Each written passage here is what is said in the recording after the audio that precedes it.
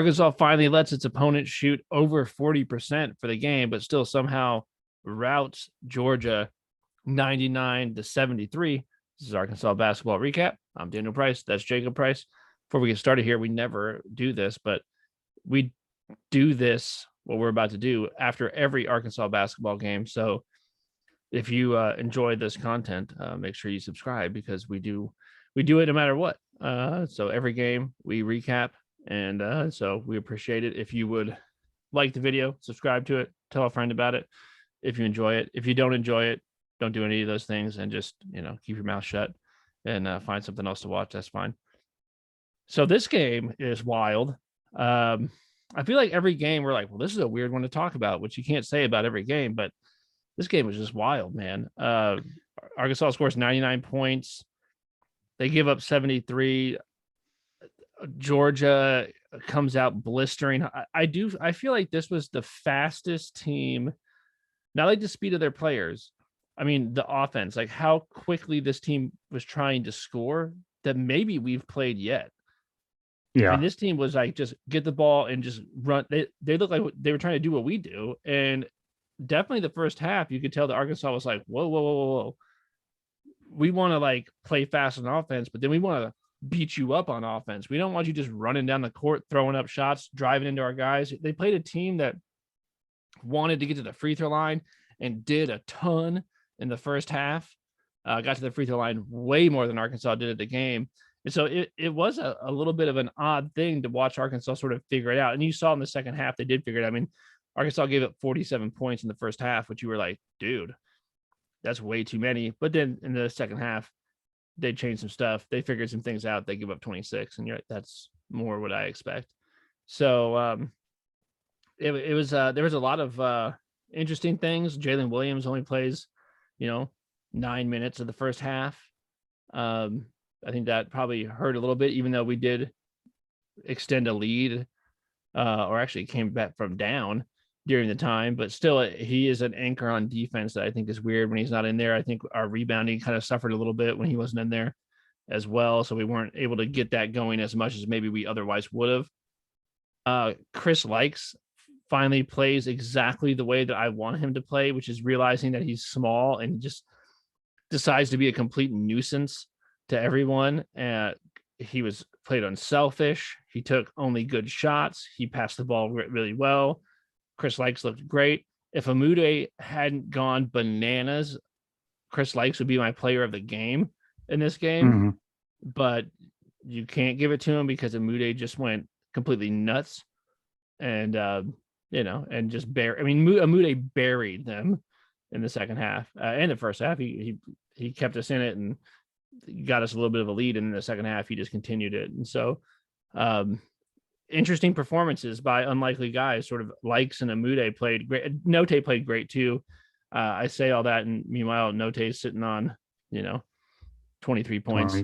20, yeah. So, and Jalen Williams played great, even though he only played, half the game. He still comes out there with 14 points and 2 blocks and 8 rebounds and 4 charges drawn, literally 4 charges drawn in 20 minutes of basketball or whatever he played. I actually don't have the ESPN is really slow on getting the minutes, and sometimes they don't add them to it. It's annoying, but somewhere around half the game. So he played great. Tony played good. Everyone played good. But I think the ones that stood out were Likes with that. He had 9 points, but it's the 7 assists and the 4 steals. I mean, he just played great. And then of course, Moody had the 31 points, 4 assists, 4 rebounds, 2 blocks. I mean, he played great. Well, when you score almost 100, everybody played pretty good. Everybody's got 12 points at least. So except for our guy Trey Wade, who had no points, and actually, he was in and out of the lineup a lot, but he just did what he does. Yep, he still played well. He still had played good defense. He did blow like 2 opportunities that he had to score, which whatever. I actually thought it was a really fun game in kind of a surprising way, because as we were talking about last week, I mean, the games were starting to get really predictable as far as like what commentary can you make. Like the last 4 games have been Note plays really well and is growing into his leadership guard role, and Williams plays amazing and has ridiculous stats on all up and down the board, and Tony has a bunch of putbacks. You know what I mean? And you're looking concerned, like, am I in and out? No, you're fine. You're threatening to do a little I don't know, for those of you who watch the games, he's trying to do a little Jimmy Dykes. I heard all that, but your video was like a little slow. It's all right. We're just gonna power through it. They decided to do it on ESPN. We are in the midst of some crazy weather right now. I don't know where we don't live right next to each other, so I don't know what it's doing at your house. It's sleeting like crazy right now here. Yeah, it's sleeting here. I mean, I'm not sure if you can hear it up against the window, but it's like peppering up against the window. And yeah. I mean, between the sound of it smashing the window, and then I've got like extra kids here because my kids had some friends over because they're going to get snowed in with them. So it's mayhem out there. And then also, like I said, I think we're having a little bit of struggle with the Skype. So it's Zoom. Anyway, just it's all good. You're good. You're good. Yeah. But no, I was actually, this game I thought would be more like the Old Miss game as far as the commentary. Like, what can you say? I thought we'd win by 10 and you'd have that same algorithm going. But this was actually exciting because, one, I mean, it wasn't fun necessarily when they were playing zone and we were struggling and turning the ball over and they were up by 5 for the first 10, 12 minutes.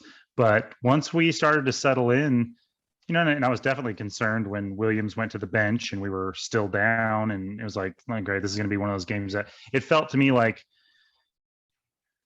these guys know they should win this game and they're playing an inferior opponent, but and they're probably a little bit distracted with, am I going to be able to get home in the next 24 hours, or am I going to get snowed in Georgia and not be able to? They ain't flying into Fayetteville tonight. I promise you that.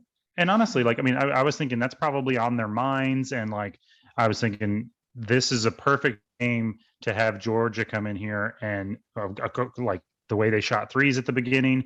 I was like, I mean, I haven't been watching Georgia. So I was like, dang, is Georgia a really good 3-point shooting team? And then you hear the, Dykes or whatever say, wow, they've, average making 5 a game or something like that. And they've made 6 already. And you're like, good Lord, not this, you know what I mean? And, but then, like I said, I never felt like super worried that we were going to lose, but it was definitely felt like one of those games that maybe they were too distracted. And then, Likes came out and just seemed to, and I'm so happy for him because, I mean, he's been playing almost no minutes. And when he did come in the last couple of games, he didn't play very well. Mm-hmm. And it really just felt like it was kind of over for him in a way. So I'm really happy for him because it wasn't just his scoring or his defense, which both were great, but his patience. He almost got baited into a couple of long threes, and instead he threw a shot fake and dribbled in, and then even could have thrown up a floater a couple of times, and instead had extra patience and waited for one of his big men to come open and threw some good passes. I mean, he was like a completely different player. You know what I mean? I felt like Likes was sort of the catalyst for the run that gave us the lead that we had going into halftime.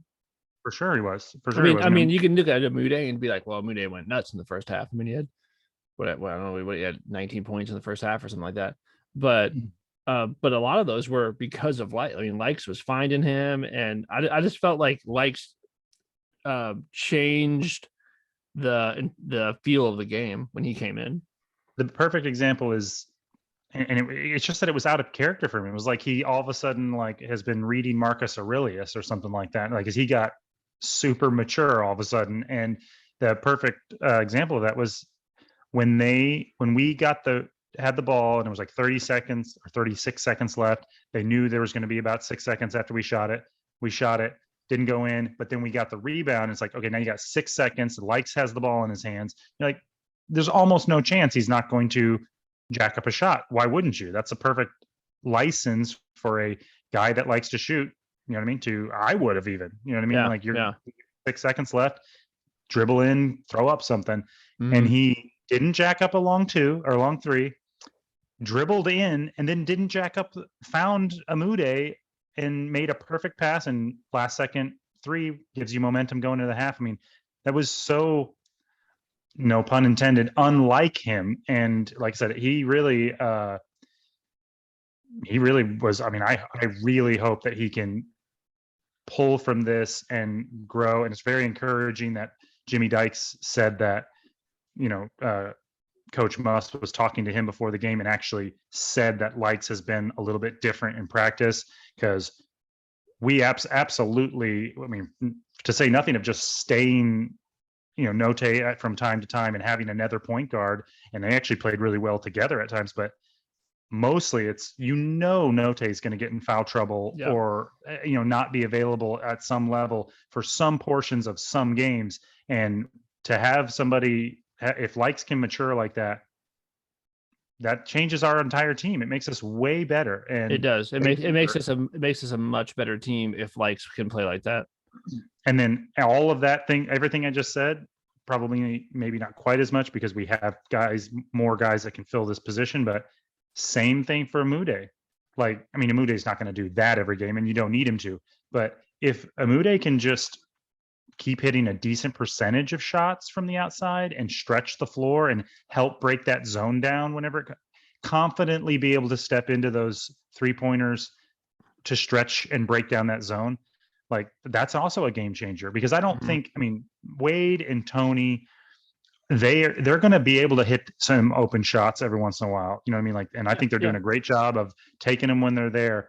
But Amude is a scorer I mean, he's a shooter. I mean, he can be a shooter. And if he can consistently, if they want to try to leave him open in a zone, make them pay, that changes the dynamic of our team too. Like, our weaknesses are starting, like I said, I don't want to take too much from that game, because those guys both got hot, and they may not have another game like that for 3 games. But if they can just borrow some of what we saw tonight, it makes the team way more well-rounded.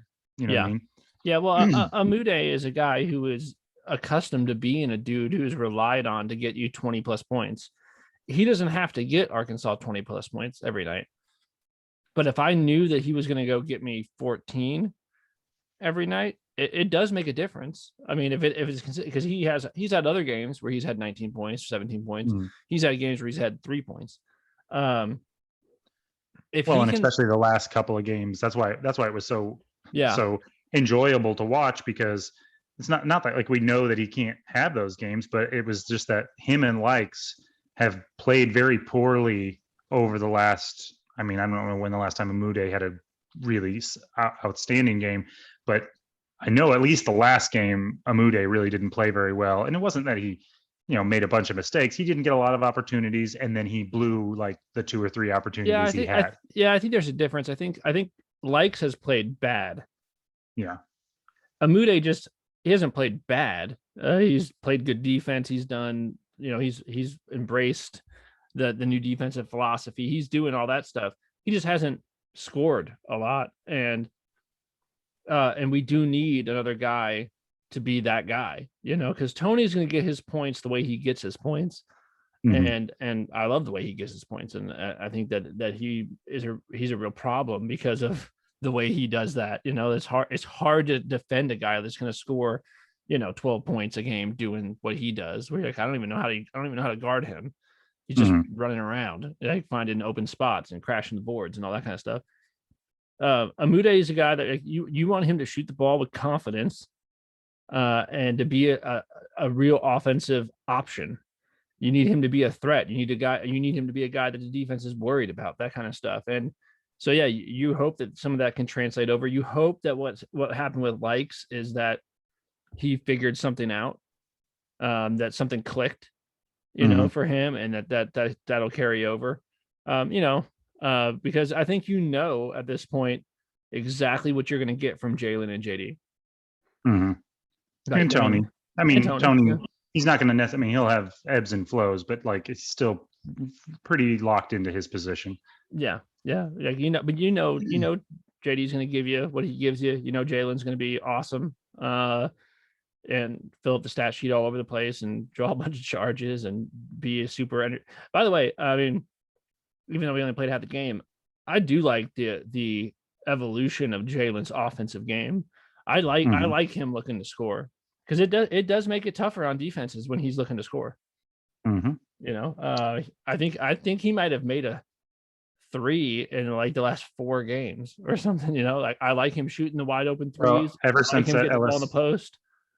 ever since that LSU game where he was kind of the hero of that game, he's just had more confidence. Yeah, it It seems like it seems to me like he's been told that you're gonna have to shoot that. when they threw that up on the screen about like the teams that might make it in. I'm not sure if it was Joe Lenarde's picks or somebody, but and they had LSU as like a 5 seed in front of us as like a 9 seed or something. And I guess I haven't been paying close attention. What's LSU's record right now? I know they've lost like Arkansas sent them on a losing streak. Is what happened. Yeah, it feels like we've been going up and they've been going down. Yeah, for sure. We've got to be similar conference records by now, huh? Yeah, I think. Let's see in the SEC. I mean LSU is sitting there 4-5 in conference. I mean, so they're underwater in conference play. So you have Auburn at 9-0, Kentucky at 6-2, Arkansas at 6-3, Tennessee at 6-3. Those are your top 4. Mississippi State at 5-3, and after that LSU at 4. Those are the teams that are above 500. And so, I mean, I was encouraged just to see that they had Arkansas as a 9 seed. I mean, shoot, dude. I mean, when you look back a couple of weeks ago, you're like, I would have taken that headed into the tournament. Never mind. I'm just glad to be in the. I'm happy about being in the tournament now. But I have to admit, like I said, I mean, we've been talking about this. Who knows what'll happen at the end? I mean, we could be back to on the bubble, barely getting in by the end of this whole Kentucky Auburn run here coming up at the end. But now, it was interesting. My expectations are going the other way. They're going like, okay, 9 is good. Maybe we can get to a 7. You know what I mean? Like, what was interesting is like Jimmy Dykes was talking about how he liked Arkansas's schedule at the end. And he was talking about it because of who we have at home, not so much who we have. So I guess if you look at it from the other way, you can say, okay, you got to play those teams. Like you don't get to not play them, right? And it just so happens that the back half of our schedule is the harder teams, but he's not wrong. You got to play Auburn, and we play him at Bud Walton. You got to play Kentucky, and we play him at Bud Walton. And we play Tennessee twice, so once at Bud Walton, once on the road. Okay, like I mean, if you ask me, like who are the two best teams in the SEC?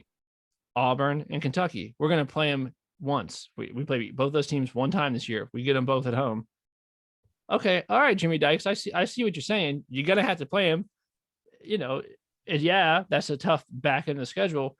Does make it better that it's at home. Well. Depends on what happens. There's a lot of opportunity built into your end of the year home schedule. You beat even 2 out of 3 of those. If you beat Auburn, Kentucky, and lose to Tennessee, or beat Tennessee and Auburn and lose to Kentucky, I mean, forget about it if you beat all 3 of them, obviously, but like there's still like that gives you great momentum, good wins going into get even a higher seed if you can. But at the same time, you also could have 3 home losses at the end of the year, which could drag you down as well. Even if they're to good teams, I mean, I don't think you'll take much of a hit for losing to Auburn and Kentucky right now. They're pretty much, juggernauts, but you don't want to really probably lose to them and Tennessee at home. And lose 3 more home games. Depends on how that works out. Yeah, if we're gonna lose to Tennessee, you want to do it when we go to Tennessee. You don't want to lose at Bud Walton because you got to play them twice. You got to beat them at home. Like I said, it is set up for a good opportunity, but it's also a good opportunity to lose 3 home games. You know what I mean? Yes. Now, I'm sure Muss would say, and is saying to his team, I don't even want to talk about Auburn and how we play them at home, because we got to play Mississippi State. And what you don't want to do, and this is dangerous, you got the number 1 team in the country coming into your arena next Tuesday, but you still got Mississippi State coming into your arena on Saturday. And and you definitely, it does set up to make you a little bit nervous, because as much as coaches can tell you not to do that and all this stuff, we're doing it. I'm sure they're doing it. I'm sure they tell you they're not doing it, and they've been told under no circumstances should they do it. As far as Muss is concerned, Auburn doesn't exist, I'm sure.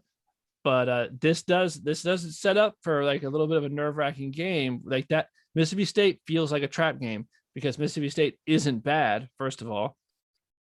And then you got the number 1 team in the country coming in right after that. So you have a team coming in that you could easily be like, oh man, next weekend's going to be, or next Tuesday's going to be nuts at Bud Walton Arena when the number 1 team in the country comes in, and we're probably going to be ranked by then and all this stuff. And it sets up perfectly for a game where you come out flat, all that kind of stuff. And Mississippi State is not a team that you want to give a B- effort to, because I think the one thing that I'm sure he'll do this is a revenge game. Like you got to get in JD Notae's head if you're Muss, and you got to tell him, hey, these guys beat us down when we played them, but you show them what happens when you're in the game. You show them what happens when they play Arkansas and JD Notae's on the floor, and you get a hold of Jalen Williams and you tell him like, hey, that was a different Jalen Williams that they played against last time. You show them who Jalen Williams is now. I think that's the one way that you can kind of avoid that trap is to say, hey, we got to get revenge on these guys. They beat us when we weren't us, and we need to show them who we are. Well, I'm sure there'll be some of that, but it still makes you nervous. Yeah, I agree with all that. Yeah. It does feel like a little bit of a trap game. And like I said, I think they're good. And it would be a bummer to lose twice to them in 1 year, especially if them coming in. I mean, I think we'll do it. But I mean, I think Muss is good at keeping those guys focused. So hopefully they'll be able to get freaking home. Yeah. I mean, I know they'll be able to get home by Saturday, but I'm just saying, like, I hope this doesn't end up being like 18 inches of snow and they, can't get there. They have to sleep in a hotel until Friday night, and then they get home and they're all jacked up or something. Yeah, I mean, I don't know the way the weather looks right now here. Like, you ain't flying back tonight. I mean, I'd be shocked if they got home tonight. I can't believe that's happening. I don't know how you're getting home tomorrow. Maybe tomorrow evening. But I mean, tomorrow is going to be terrible all day. I mean, you just have tons and tons of snow coming in, and so that's what I'm saying. Like they may not be able to get home till Friday. It's possible. Yeah. Of course. I mean, I don't know how bad the roads are, or if they might be able to just drive a bus back on the freeways, but I don't know. Either way, it's not ideal. You want to get back home, get some rest, go back to practice. You want to be in the gym practicing on Friday, not on an airplane flying back from Georgia on Friday, or in a bus or whatever. That is not what you want. You want to have tomorrow off, Friday practice. We got a game on Saturday. You're not like, so this could shape up to be a wild one in Fayetteville on Saturday. But hey man, good win. I know it's Georgia. I know that our records are reversed. I know that they have the exact reverse record as we do. It's a game that you should win, that you have to win, and we did win. And I think it was an opportunity for some guys to get going. I mean, obviously, Georgia is not the best defensive team in the world. That's part of it, but you can still take those opportunities, build some confidence, get some guys going. That's good. That's what you're supposed to do in these games, and that's what they did. And so you like that. I mean, it's all checking boxes. Like this is what you want to happen. This is what happened. There's some guys that you really, really want to start feeling good about their game that weren't before, are now. That's a huge plus for the Razorbacks. Yeah, I mean, there's not a lot to take from it as far as, like I said, I don't think they're a good defensive team, and you had some good performances, but you basically just took care of business, did what you were supposed to do. However, without trying to overstate it, if likes can like I said, keep any amount of this and transfer it over to the rest of the games, like I think it could be a pivotal turning point for this team because, like I said, if they get in the tournament and there's a game where No, they picks up that Note second foul 3 minutes into the game. and Likes comes in and puts it on his shoulders and plays well, and you're like, if that happens, I'll come back to this game and go, that was the moment. You know what I mean? Like that was a big deal that he was able to come out there and regain his confidence, and the fact that Muss saw immediately. I mean, I think Muss saw. I mean, because he's been playing like 2 minutes a game. You know what I mean? And the fact that he came out, played well immediately, and then Muss just let it ride. Yep. You know what I mean? Yep. And let him play like a bunch of minutes. I think that's awesome. I mean, I think that could be something that could really help us. Like I said, he could just revert right back. Could have been a one-time game. Maybe it's not a big deal, but if it does end up being a thing, like this will be like an inflection point. So yeah, I think so too. Yeah. All right, guys. Well, thanks for hanging out with us. We'll I guess we'll leave it there, and we'll be back on Saturday to recap the Mississippi State game. All right, man. See ya. See ya.